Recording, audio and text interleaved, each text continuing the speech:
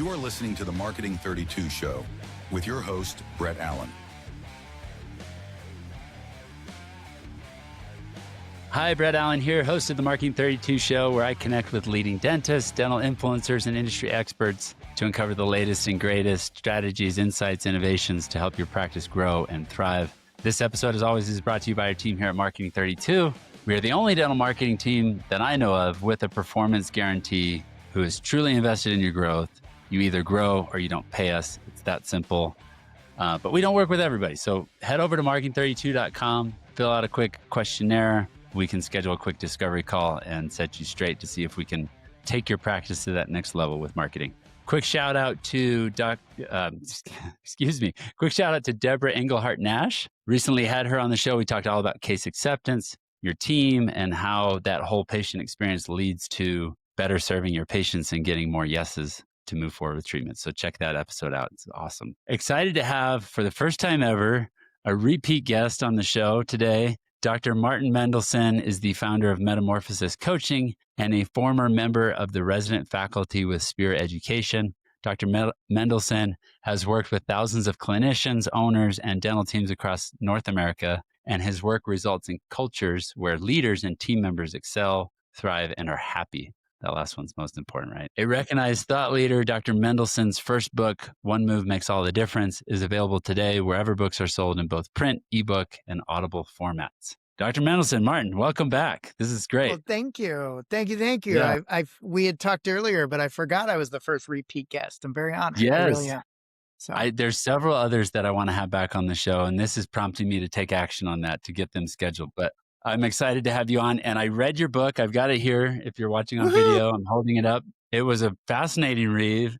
And like I told you before the show, I resonate with so much of the principles and concepts in this book. Excited to go deeper with you today about it. Yeah. No, thanks for having me on to talk about it. As you might imagine, was a bit of a labor of love. And I'm so humbled that I'm hearing this from people from all walks of life, how every page is resonating with them. Literally the most frequent comment I'm getting, which as an author, as you might imagine, is a really good thing to hear. So yeah. Makes you feel good. Yeah, that's great. Yeah. I was talking with a friend of mine, Laura Brenner, Dr. Laura Brenner. She's big in dentistry. And yes, she works obviously as a dental coach. Most of the people that coaches engage with, the reason they're working with them is because they feel stuck or they feel like they're not where they want to be, and something's hard in their life that's preventing them. And by and large, a lot of people are stuck. They're like in this state, this mindset where they can't get out of themselves. They're not fulfilled. They feel like they're burned out in dentistry. Like there's so much of that, and I think the concepts you hit on in this book are what we all need to have that shift. One move makes all the difference, for sure. It does. Thank you. Yeah. Yeah. So much. So let's kick it off with the first question I have for you to dig into the book. Dentistry is full of dentists working harder every year, but not necessarily moving forward. In your view, what's a one move that often makes the biggest difference for a dental practice? And why do so many dentists miss it? Great question. Because I think a lot of dentists end up working in the practice, not on the practice. And so the one move is actually an exercise, if you will. So the one move would be to schedule time without disruptions to sit down and really think about, where do I want to go in the future? And I'm not going to define what that time is for you. I would, as a certified coach as well, I would encourage you not to go too far out. However, whatever time frame feels right to you, where do I want to be in the future? On a piece of paper, a screen, whatever works for you. Then I would take a step back and say, okay, where am I now? And then ask yourself, as part of this one move exercise, what needs to change or happen for me to go from where I am today to where I am in the future? Now, granted, that'll lead to a whole bunch of other questions around, okay, what's stopping me? Are these limiting beliefs? Are these real? Or am I making these up in my head? But like anything else, if you don't have a vision or at least even an idea of where you want to go, well, how do you expect to get there? The example I gave you before we hit record was if you want to go on vacation, well, how are you supposed to book the airline ticket if you don't know where you're going? Yeah. So if you know you want to go to New York City and, take in a couple Broadway shows, well, then you know how to book the flight or what flight to book and what, or shall I say where to book a hotel, right? So this is a very simple, but not necessarily easy and profound one move exercise that I go through very often with my clients, whether that's individual or team, because we often don't do that because we get so stuck in all the stuff that needs to happen on a daily basis. And no disrespect to that stuff. That's what keeps the lights on.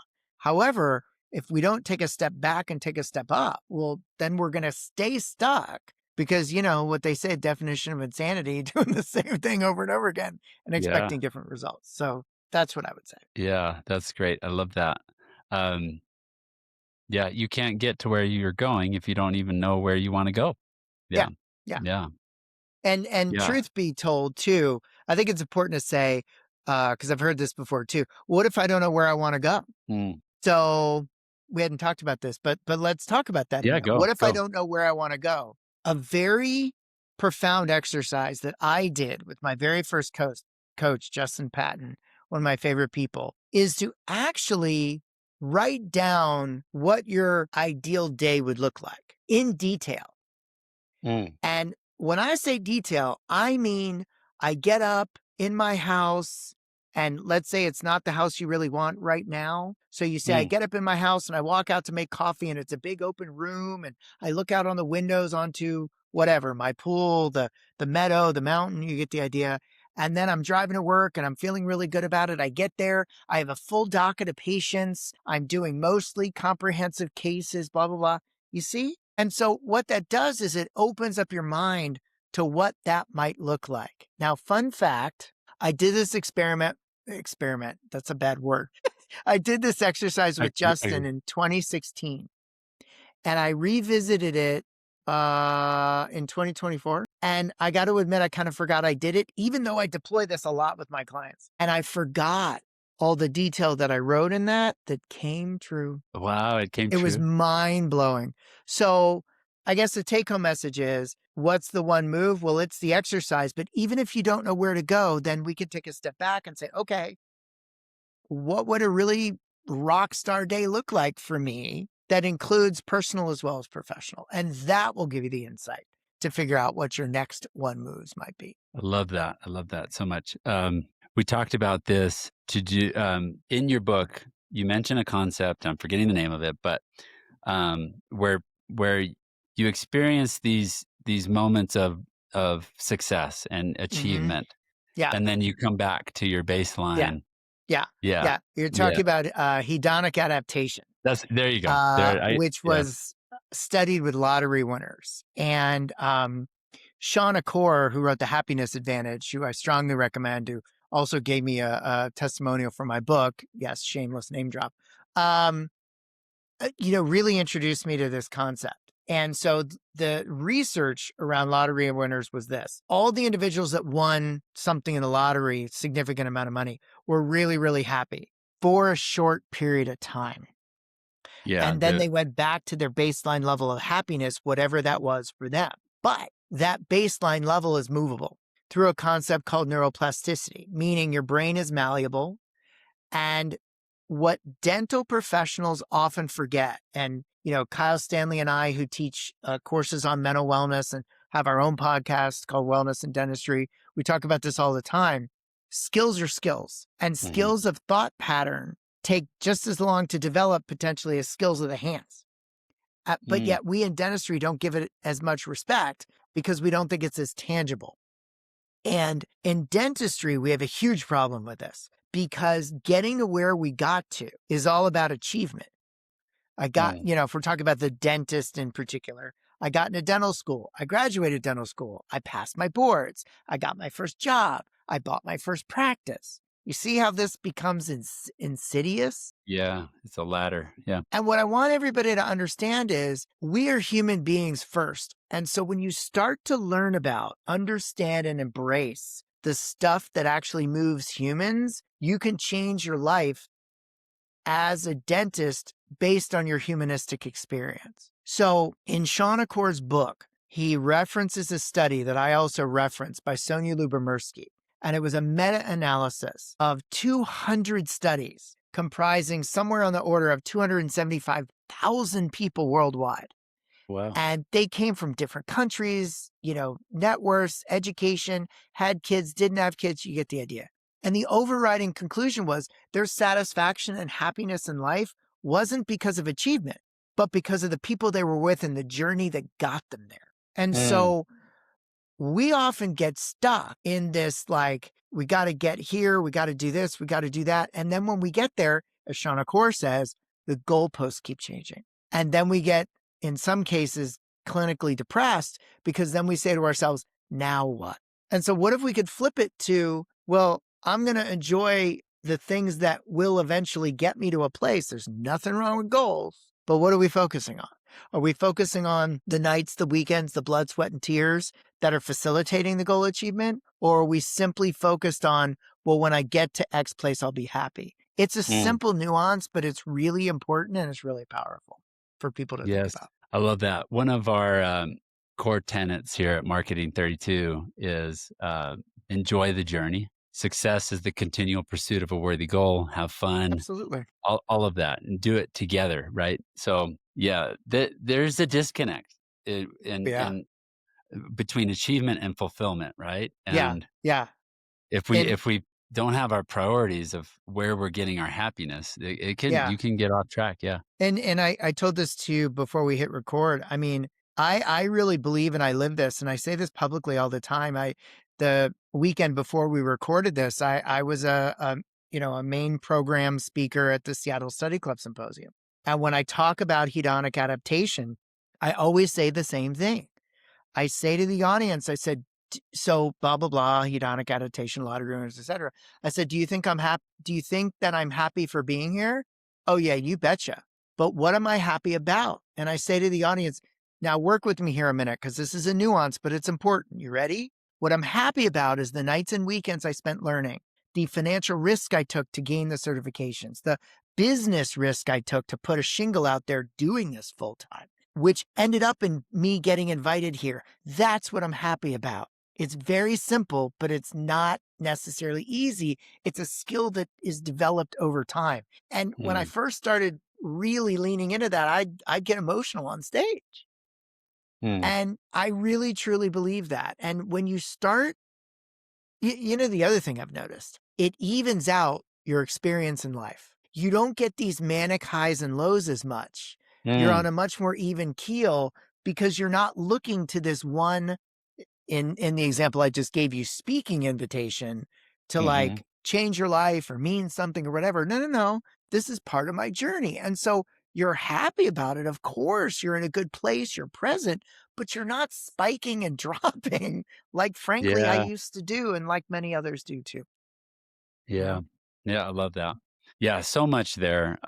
And you're a wealth of knowledge when it comes to all of these concepts. And so I love what we're talking about. Let's move on to the next question for you. Many dentists default to safe incremental decisions, new equipment, another marketing vendor. I could talk about that one all the time. And how there's marketers out there that are burning the industry and why some people hate marketing. Maybe opening another day, longer hours. So all these different safe decisions, right?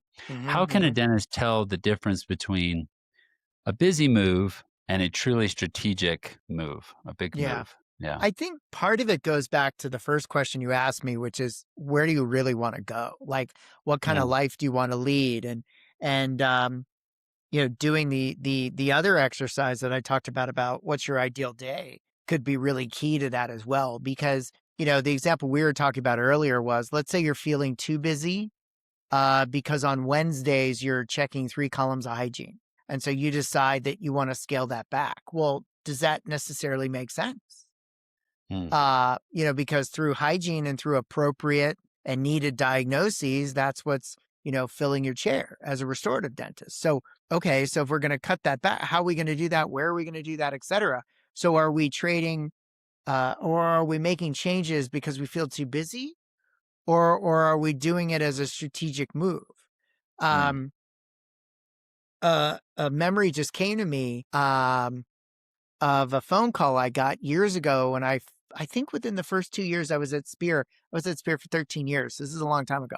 And it was a dentist that called me up and they were looking for some advice. And they said, I had this opportunity to write some articles in this local paper that apparently in their community had, a good bit of traction.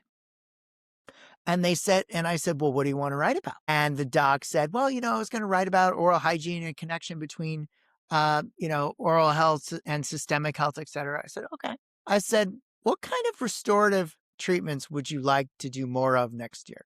And the answer was implants, implant restorative. Okay. And then I said, okay, so how does writing articles about hygiene support that clinical goal? Mm.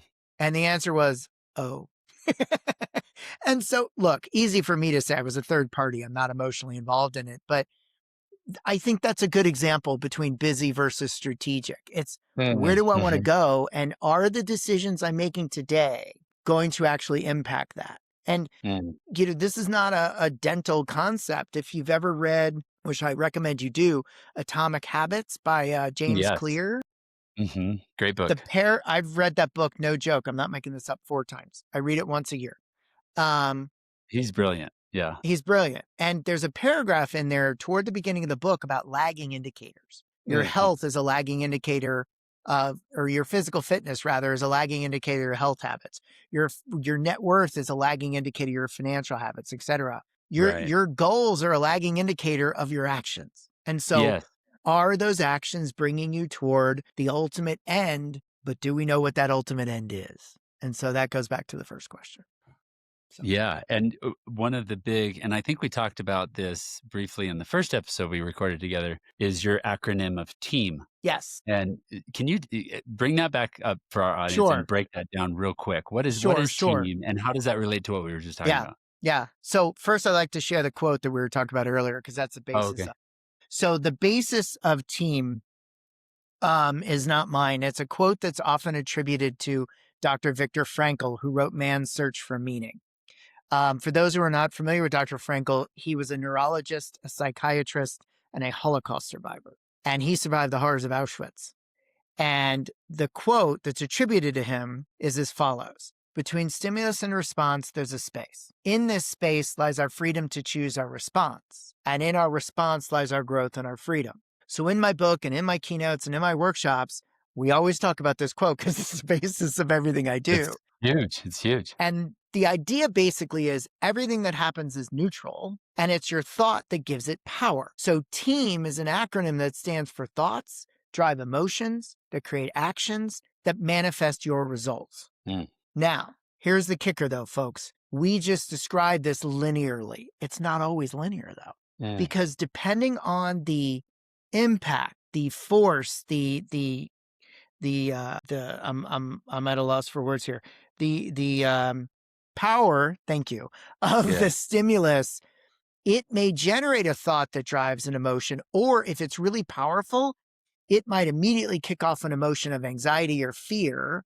Or if it's even more powerful, it could kick off an action like rolling your eyes or slapping somebody or or not doing anything, because inaction is action. So TEAM is an incredibly powerful concept that works in every aspect of our lives. Decision making, dealing with team members. The example I often use is, you have a team member that started to come in late. And you're driving to the office and you're thinking about the fact that they're coming in late, which is neutral. It just is. Oh my gosh, are they going to be here today? Blah, blah, blah. Driving emotions of it. Let's just call it anxiety. And if you're like most of my dentist clients, you don't like conflict, no harm there. So you make a decision to just hope that it'll go away. So you don't do anything. That's inaction. That's an action. But then my question as a coach would be, okay, great. How's that manifest? Having that team member start to come back in on time every day, right? So it's a universal construct that can be used in any situation, frankly. No, yeah, that's great. I love that. It's a framework that helps you really be aware of what's happening. Yeah. oftentimes we're not critically thinking. It's hard to in the moment, right? Mhm. Realize Oh, what's happening. 100%. My 100%. default wiring is Yeah. just playing out like we talk about this. I've heard this example so many times. You're driving down the road and all of a sudden you're home and you're like, I don't remember how I drove here, but I Yeah. got here. Yeah, We're yeah, just yeah. going through Yeah. our default wiring of Yeah, life. And so to totally. have the awareness to just, okay, pause in the moment and recognize that I have the power to make this one shift right now. Yeah. Yeah. And so Yeah. that's where a secondary tool came from that we talk about in my book. And actually, I got to give Erin Harris credit for this. She's the writer that really helped me take my thoughts into something cogent and fun to read. But there's a tool called NBCA. So Right. you can think of, if those are old enough, remember the old jingle for the network, NBC. So it's NBCA. Notice, breathe, choose, act. So notice you're getting squirrely in thought, in emotion, in action. One of the three. Breathe. Take a minute. Like, just chill. Choose an action between your ears and then act upon it. Because here's the thing, and here's a big secret, if you will. Just because you think it doesn't mean you do it. So Yeah. choosing and acting are actually two different things. Hmm. So when you're feeling squirrely, the NBCA framework construct tool is what I talk about in detail in the book, and something I strongly recommend that I use all the time, multiple times a week. Totally. So I love that. I once had a friend helping me make the connection and distinction between responding versus reacting, totally. and so it's like it's a thoughtful, considered, Yeah. um, action that you're taking versus any time in life when I've said something, done something in a triggered state as a reaction, it never goes well. No, no, And then I no. regret it. I have to apologize and I have to make amends. And it's like I totally was a dick in that moment. Yeah, exactly. Exactly. Exactly. Yeah. Yeah.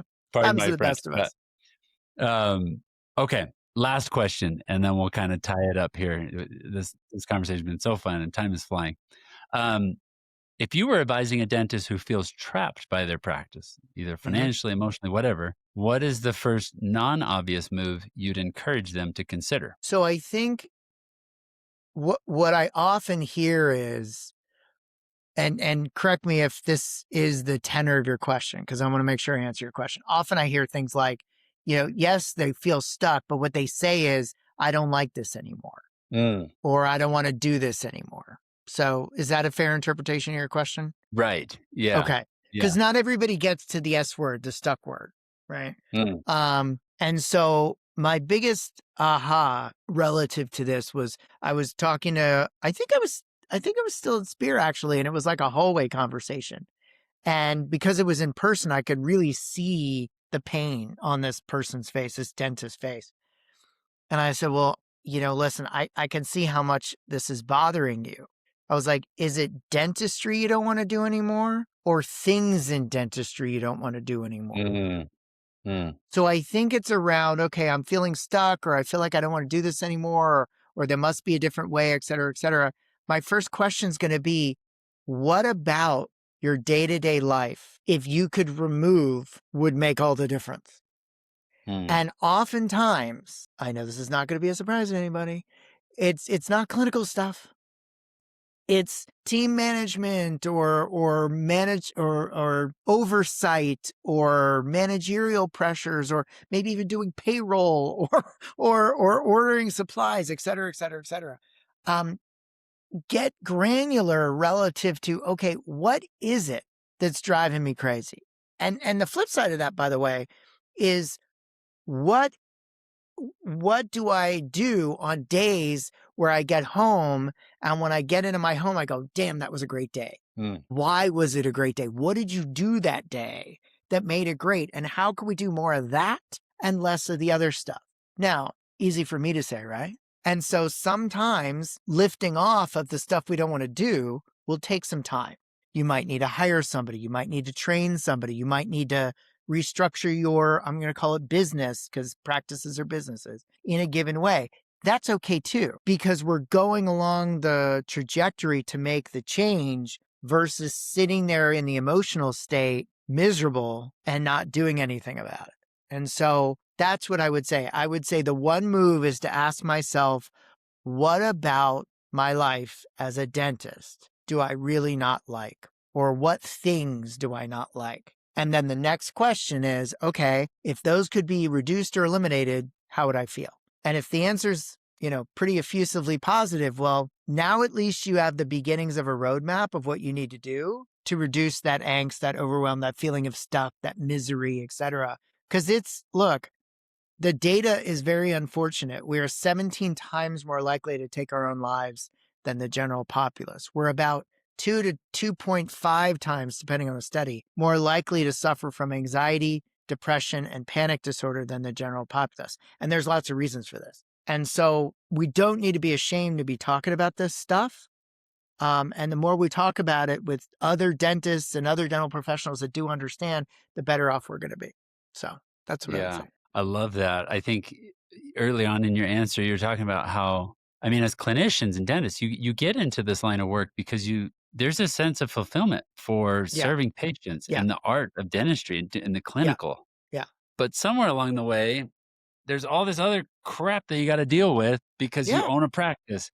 And it's like, boom, here's all this other stuff that's going to create roadblocks and barriers and challenges. And absolutely. And I think it's beautiful how you made the connection that when these things happen, having the awareness to say, this isn't dentistry that I hate. It's just these other aspects that are, I just don't enjoy that are causing problems. Yeah. The other thing I would say, and I do have this line in my book, and I say this to almost every coaching client I've ever worked with, and I say this to myself every week. Life is not a game of dominoes. And what do I mean by that? Just because you had 2 or 3 crappy things happen this morning doesn't mean it's a bad day, nor does it mean 3 more dominoes are going to fall. Individual things in life are not connected. Period. That's a good point. Now, sometimes they are as it relates to consequences of actions. That's not what we're talking about. We're talking about, I spilled coffee on my scrubs as I was walking out the door. Then I got a fender bender. Then my assistant quit, blah, blah, blah. This is a crappy day. It's like, well, is it? Or did you turn 5, 10, or 20 minutes into 24 hours? Which is it, right? Yeah. I literally did an Instagram reel this morning because I was in that squirrely place where I deployed one of my own tools, physician heal thyself, where I took a piece of paper, I put a line down the middle, and I put the crappy stuff that was bothering me, and then I wrote down all the good stuff that happened this week, and guess what? The good stuff was twice as long as the crappy stuff. Shocker, right? Yeah. And I wasn't grasping at straws either. The good stuff was like tangible good stuff, right? So we can be our own worst enemy at times, me included. But the difference is the effort, right? So and you talk about that one exercise, having a gratitude journal. If you haven't heard of that concept before, and that's based on research. Yeah, it's based on research. That exercise is great. A total shift in how it impacts your heart, and it there's so much connecting to it's bizarre. Gratitude as it's way a tool to recenter. Yeah. It's a tool. Well, this conversation has been phenomenal. I could go on and on. I love all of this stuff. I love mindset, awareness, fulfillment. All of these concepts are so great. I'm going to drop a quick a little carrot here for all the people. You have some incredible stories in this book that you link these concepts to. Yeah. And we don't have to talk about them now, but you had a scary event that happened to you in Mexico. Yeah. That you talk about. So you guys got to read that story. Get the book to read that one. You talk about John Krasinski from The Office and how he got into acting. That was interesting to hear about.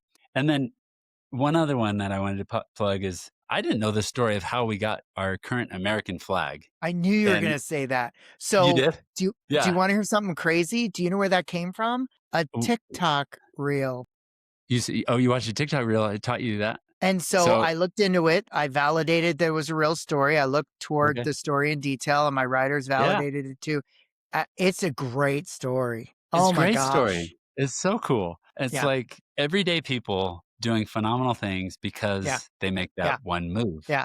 And Yeah. so, Just to tease everybody, it was a high gee, school kid that designed our current US flag. yes, So get the book and yes, read the story. yes, it's so Yeah. cool. So, one more plug, you guys, go get the book. One Move Makes All the Difference by Dr. Martin Mendelson. How to discover your power and transform your life. This has been a great time. Thank you again for coming on the show and sharing your wealth of knowledge with our listeners today. Absolutely. Thanks for having me. And also, something that just happened this week too. Now we have the ability to offer 4 hours of CE for dental professionals that read my Yes, book as well. So that's kind of a big that's deal. It's all the that is information's a on my big deal. website. So yeah, I'm really excited about that because, let's call it what it is. Oftentimes we'll do stuff because there is CE associated with it. So I Yep. know that. So Yeah. there you go. Way to So yeah, go. I'm so glad you got that certification yeah, for it. And yeah, it's in audible format. So you can yeah, just listen while you're driving and get that CE. exactly. Yep. And Yeah. it's me. Oh, and your voice, even better. Yeah, yeah, yeah, yeah. Well, thank you for coming on the show. Where do we send our listeners if they want to connect with you, maybe do Yeah. work with you as a coach, all of that, Yeah, speaker? yeah, all You're a that good stuff. phenomenal speaker. Yeah, I mean, you can find me on LinkedIn. You can find me on Instagram. My website is just simply my name, but you could actually get there two different ways. It's either martinmendelson.com or morewithmendelson.com. They'll both take you to the same place. And I have various tabs on, my book, my online course, my coaching, my speaking, my wonderful project with Dr. Kyle Stanley, Lightside Live, which is the only in-person mental wellness course for dentists that I'm aware of, as well as our podcast, Wellness in Dentistry. So any or all of that stuff you can find on my website. So Great. We'll put that in the show notes. If you're driving, you can go back to marketing32.com, find the links to all of this, as well as a link to your book at the different outlets where you can get it in the different formats. So whatever your consumption of choice is. Thank you again. This has been great. Thank you, absolutely. Martin. Thanks for having me. All right, everybody. Until next time on the Marketing 32 show, have a great rest of your week. Have a great weekend and take care.